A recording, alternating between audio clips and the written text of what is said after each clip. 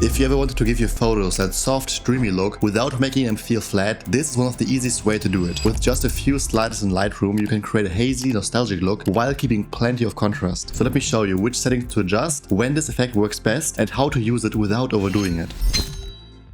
So here inside Lightroom I have 3 different photos that I want to use as an example of how you can modify and adjust these images to get this dreamy look. Because it's very nuanced depending on the situation you are in and how much softness you can add before you lose contrast. Let me start with this image because here I took a photo of a cat, and as you can see the fur is very detailed and we have nice highlight spots because those are essential basically when you want to adjust and get this dreamy effect. Before color grading this image, let me just show you how I usually go along to find a sweet spot between dreamy and still being detailed enough. First things first, if you take a look at the histogram, you can see that we have a lot of detail in the dark tones, some in the mid and very little in the highlights. But also the highlights are not overexposed, so we have plenty of information to work with. These kinds of night photos are great because basically they give us a lot of highlight spots from lamps, reflections, and really nice contrast separation between foreground and background. Essentially, the core to achieving this look lies in the clarity slider. You can find it here on the right hand side on our presence. And if you drag clarity all the way to the right, you get a very clear, almost Instagram-y 2010 look. But the further you go to the left, the more washed out it will look. And essentially, this is how the effect is being built. But there are a few nuances I want to share to keep contrast intact and still preserving detail. Because if you zoom in, you can see that all the fur right now here is basically gone. You can't differentiate between the background and the subject clearly, and the whole image looks very unprofessional. Depending on the image and the conditions, what I typically aim for is clarity at max between 0 and -30. Beyond -30, it can get too much for my taste. To make up for that lost contrast, we simply can just drag the contrast slider a little bit to the right, maybe like +20 for this image. And as you can see, the contrast is almost the same, even though we decrease the clarity. Next up, to actually increase the blur of the highlights, I like to increase my highlights. Normally, highlights are often being reduced for better sky or to make LED signs visible. But here, if we zoom into that lamp and increase our highlights, you can see that the blooming effect of these highlights get that much stronger. Obviously, you don't want to overexpose your image, so keep your histogram in mind and take a look at here on the right hand side that nothing is too bright. You could even turn down the exposure by a bit just to preserve a little bit more of these highlights. And if we take a look at the before and after, you can already see that the left side is that much more dreamy. And to add even more cinematic glow, what you can do is go down to your tone curve, add 3 points, and because we don't want to overexpose our image, we use this point right here that sits between our midpoint and our highlights and just drag it up by a bit. And as you can see, here we can increase our highlights basically without overexposing our image too much or blowing it out. Just by a gentle increase and just softening up our highest point, we again increased the effect. And if this photo has still too little contrast for you, you can of course follow a simple S-curve and just decrease the shadows by a bit. Just make sure that you don't lose too much detail in the very dark areas. Maybe something like this. And then to bring back some of the information that we just lost because of the increase of our contrast, we can use our shadows and black tones to bring some of the detail back. So let's zoom into the eye again. Take a look at the very dark area right here where the eye is almost not visible anymore, and just increase our shadows by a bit. Maybe something like this. Again, we have to keep in mind our highlights that they're not blown out. And also, funnily enough, I see a lot of people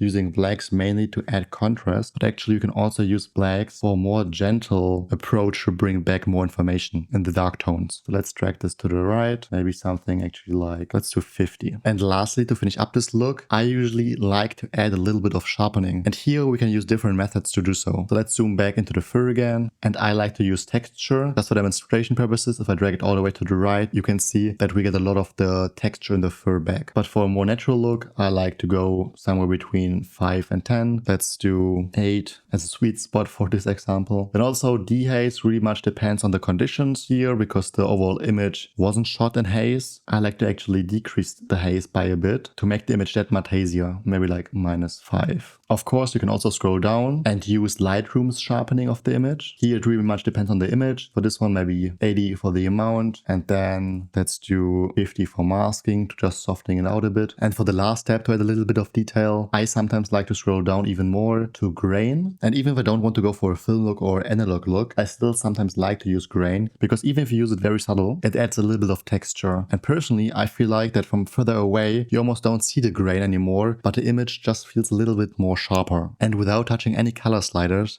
you can achieve an image that started here and then turn it into something that looks like this. And I personally feel the difference is immense. And of course, normally you can also play around with colors to achieve an even more complete look. Colors, of course, a different topic, so I'll probably do a separate video on that. And I often also like to use masks just to make certain areas a bit more pronounced or less pronounced, or even bring out highlights or decrease highlights in specific areas. And this is generally how I approach this dream look effect. And this is the way you can go from here to here. Let me show you both images again side by side, and best of all, our histogram looks really solid. And of course, if you're happy with your look that you created, you can easily just copy the look and apply it to other images as well. If you're outside and your sky is blown out, you may have to decrease your highlights just to get a little bit more information back from the sky, and potentially even decrease clarity even more so. And keep in mind, if you feel like you lost too much contrast, feel free to add contrast back using the contrast slider or going into your tone curve and just making this S curve a little bit bigger. This is how I color all of my images to achieve this dream haze look. I hope you enjoyed today's video. Let me know if you have any questions, leave them in the comments below, and I will catch you in the next one.